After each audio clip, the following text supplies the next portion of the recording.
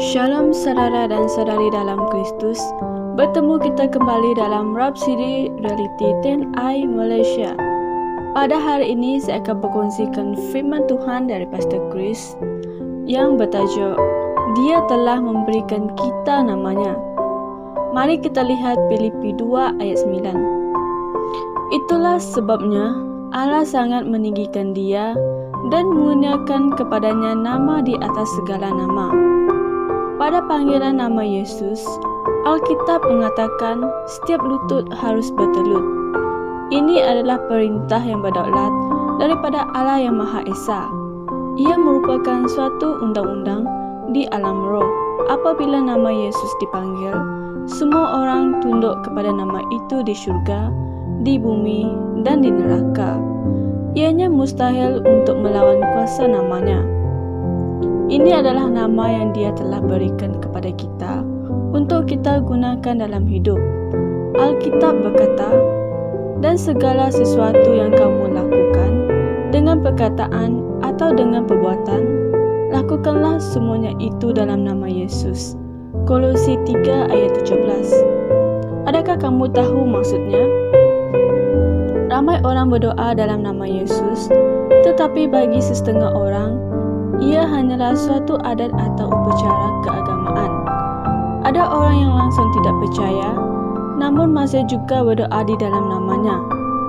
Bagi orang yang mempercayainya, Alkitab mengatakan dalam Markus 16 ayat 17 hingga 18, "Dan tanda-tanda ini akan menyertai orang yang percaya. Mereka akan mengusir roh-roh jahat dalam namaku. Mereka akan berbicara dalam bahasa-bahasa yang baru. Mereka akan memegang ular, dan sekalipun mereka akan minum racun maut. Mereka tidak akan mendapat celaka. Mereka akan meletakkan tangan atas orang sakit, dan orang itu akan sembuh." Haleluya! Bayangkan semua perkara yang kita boleh lakukan di dalam namanya. Bukankah hal ini menakjubkan? Di dalam namanya, kamu boleh mengusir roh-roh jahat. Jika ada apa-apa benda yang boleh membawa maut masuk ke dalam sistem tubuhmu, ia tidak akan mencederakan kamu.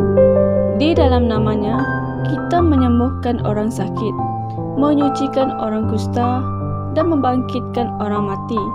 Alkitab berkata, "Oh, betapa besar pekerjaannya dalam diri kita yang mempercayainya. Tenaga yang tidak berkesudahan, kekuatan yang tidak terbatas." Semua tenaga ini datang daripada Kristus. Allah membangkitkan dia daripada kematian, lalu mendudukkan dia di takhta di syurga, yang berkuasa memerintah alam semesta, segala-galanya dari semua galaksi kepada kerajaan, dan tidak ada nama dan kuasa yang terkecuali daripada pemerintahannya, dan bukan hanya untuk sementara waktu, tetapi untuk selama-lamanya. Efesus 1 ayat 19 hingga 21.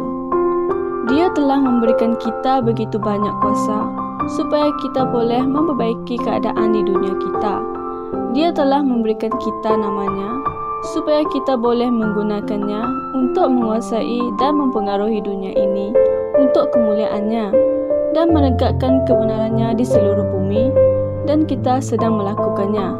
Terpujilah Tuhan.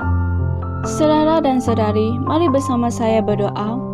Ya Bapa, terima kasih kerana telah memberikan aku nama Yesus untuk hidup dan bekerja bersama di bumi. Apabila aku membuat permintaan di dalam nama itu, Engkau mengabulkannya. Oleh itu, tiada batasan dalam hidupku. Aku boleh melakukan segala sesuatu dan menjadi seorang yang berjaya sebagaimana yang aku inginkan, kerana nama Yesus telah diberikan kepada aku untuk aku gunakan dalam hidup. Haleluya. Di sini ada renungan tambahan, Kisah Para Rasul 4 ayat 12 dan Kolose 3 ayat 17. Sekian saja perkongsian saya pada hari ini. Tuhan memberkati. Kami percaya saudara-saudari semua telah diberkati dengan perkongsian firman dari Rhapsody Reality. Bagi sesiapa yang ingin menjadikan Yesus Kristus sebagai Tuhan dalam kehidupanmu, Kamu boleh mengucapkan doa ini bersama dengan saya. Ya Tuhan Allah, aku mempercayai Yesus Kristus, Anak Allah yang hidup dengan sepenuh hatiku. Aku percaya Dia telah mati untukku, dan Allah telah membangkitkan Dia dari kematian. Aku percaya Dia hidup hari ini. Aku mengaku dengan mulutku bahwa Yesus Kristus adalah Tuhan dalam hidupku mulai dari hari ini. Melalui Dia dan di dalam nama-Nya, aku mempunyai kehidupan yang kekal. Aku telah dilahirkan semula. Terima kasih Allah kerana menyelamatkan jiwaku.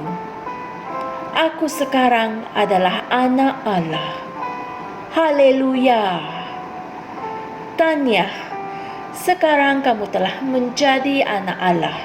Untuk apa-apa sebarang pertanyaan atau untuk mendapatkan lebih banyak maklumat mengenai bagaimana untuk bertumbuh sebagai seorang Kristian, Anda semua boleh hantar mesej di akaun Facebook kami atau email kami di tni.msia@gmail.com. Sekali lagi, tni.msia@gmail.com.